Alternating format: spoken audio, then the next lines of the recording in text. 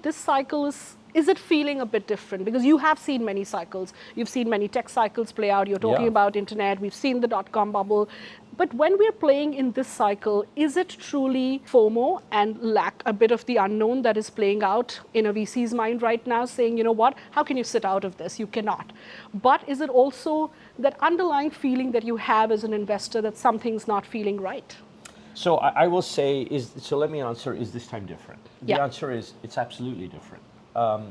We invested in Anthropic in 2023. At that time, the company was at approximately an $80 million revenue run rate. Correct. A year later, at the end of 2024, the company was approaching $1 billion revenue run rate. Correct. At the end of 2025, a year after that, the company was approaching a $10 billion run rate. And publicly reported earlier this year, the company crossed $40 billion.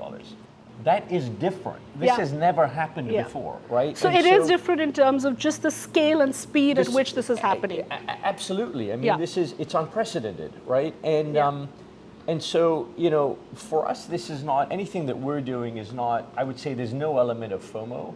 It is first principles, right? What is happening with this technology?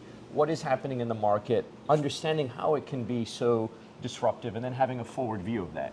And some things will get right, some things will get wrong. But I will say what is happening here is different. And one of the reasons it's different is that the capability of the technology, it isn't exponential, but also that this is coming on top of all the prior technology innovations.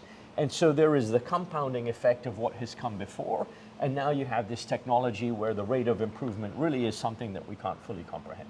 Right? Sure, so, and we will see those shortening of cycles, which is a natural, like as you said, that we've seen the benefits of the previous technology cycles, and this is riding on top of that. Yes, I can't speak for others, but for us, you know, we're very grounded in, you know, sort of, okay, what does this mean? And I would say, you know, there's actually surprisingly little FOMO. It's actually, a lot of what we're doing is derived by, it's coming from a real belief in the power of this. And if you think about where, I mean, ultimately we believe that economies will get rewired.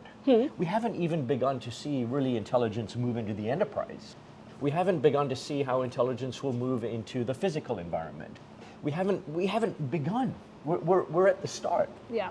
So to already start talking about whether it's too soon, I think you want to ride it out. You want it. Absolutely. We're at the beginning. Now, again, that doesn't mean everything will work, right? The process of innovation is risky.